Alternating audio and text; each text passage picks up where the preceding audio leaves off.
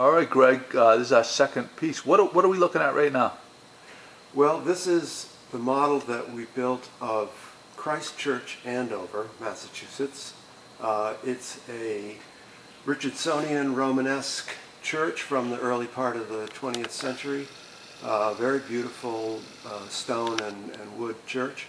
And so we designed an organ in that style for this particular building. The whole reason to build a model is to build an organ, design an organ that suits the architecture in which it's going to live.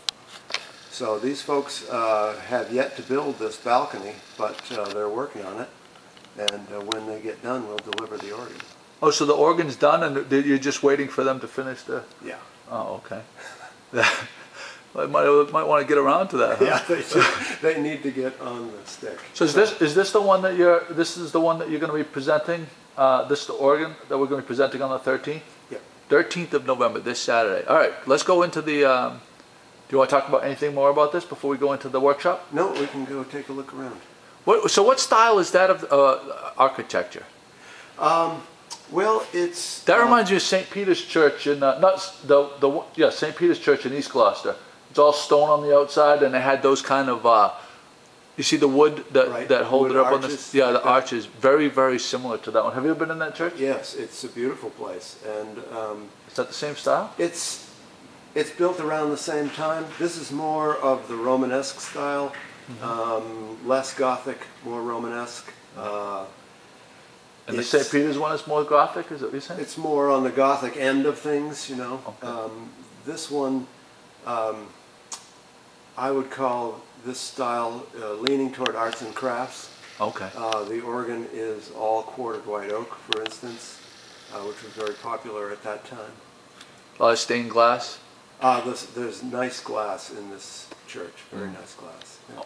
Okay, let's go into the facility. All right, we're in your warehouse at CB Fisk is littered with, I mean, there's just models of, I can't believe how many different organs you guys have produced, but pretty soon you're going to need another warehouse just to house your models. That's right. So we're in just one room, and we're looking at, this is similar to Howard Frisch's clock room where he has all That's right. Yeah, right? It's a little bit like Howard's clocks. Okay. So which organ are we looking at right here?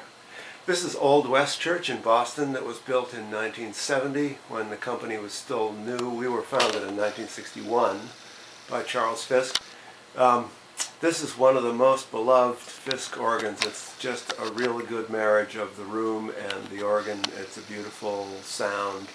There are concerts every Monday during the summertime, free concerts. Oh, wow.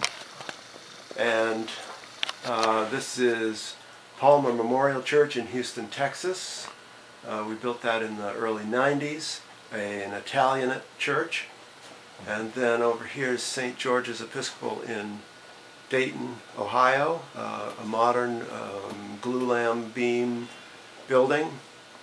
And right next to it is Westerly, Rhode Island, a very modern look in a modern building. And another modern one here. Wow, I guess so. Greensboro, North Carolina. That's a brick building, very live, acoustic. It's really quite a Did they design it more for acoustics than anything else, or is it more just to be out there with the architecture? Because there's really nothing like that I've ever seen. They did a good job with the acoustics, and that's really important to us because the organ has to live wherever it is. They don't move around like other instruments. So they're built not only for the architecture, but for the acoustics of the building. We do acoustical testing, and that guides the design of the pipework itself.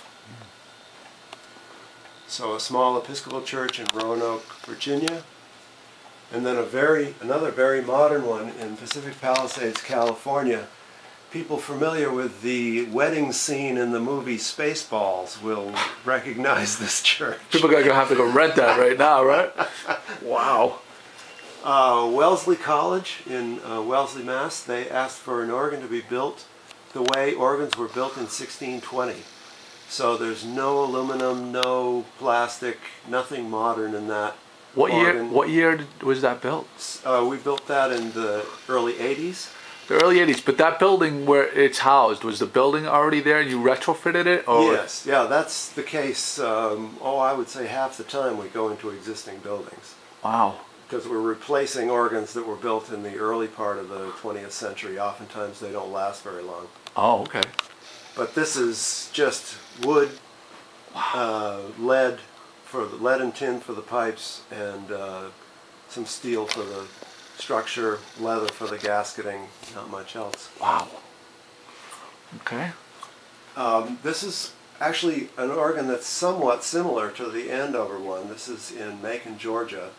Again, a turn of the 19th, 20th century room, arts and crafts, lots of stenciling, organ was influenced by the work of the Hook brothers, who were from originally Salem and then moved to Boston, and were one of the finest organ builders of the early 20th century. Until C.B. Fisk come around? Is that what you said? And then this is the organ in the front of the room at Harvard Memorial Church. That organ has now been removed and is going to a church in Texas. It's in storage right here, right now, and we're replacing it with the one that I talked about earlier. In the first piece, yeah. Yep. You can see the same on the ceilings, the same kind of moldings and stuff like that. Same detail, yep. In the same building, but like back to back or something? Front to back. This is in the front, the new one's in the back. Wow, that's going to be something. Where Charlie Fisk wanted to put it in 1967. So will they have dual organs playing at the same time? No, we've taken this out. Oh, okay, I see. And it's in storage waiting for this church in Austin, Texas to be built. Gotcha. Okay. Let's move on.